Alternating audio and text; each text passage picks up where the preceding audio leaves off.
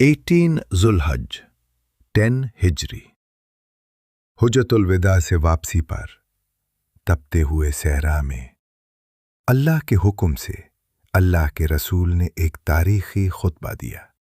اونٹوں کے کجاووں کا ممبر بنایا گیا اور 1,00,000 سے زیادہ مسلمانوں کے مجمع میں میرے نبی نے مولا علی کا ہاتھ فضا میں بلند کر دیا۔ نبی اکرام نے مجمع سے پوچھا، لوگو، کیا میں تمہاری جانوں پر تم سے زیادہ حق نہیں رکھتا؟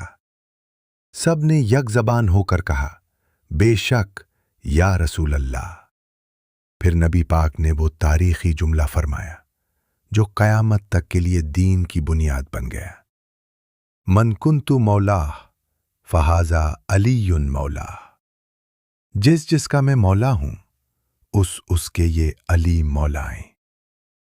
اس اعلان کے بعد رسول خدا نے دعا فرمائی، اے اللہ، جو علی سے محبت رکھے تو اس سے محبت رکھ، اور جو علی سے دشمنی رکھے تو اس سے دشمنی رکھ۔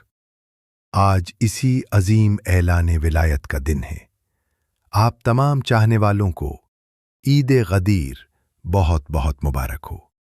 ویڈیو کو لائک اور شیئر ضرور کریں اور کمنٹ میں لکھیں، یا علی مولا۔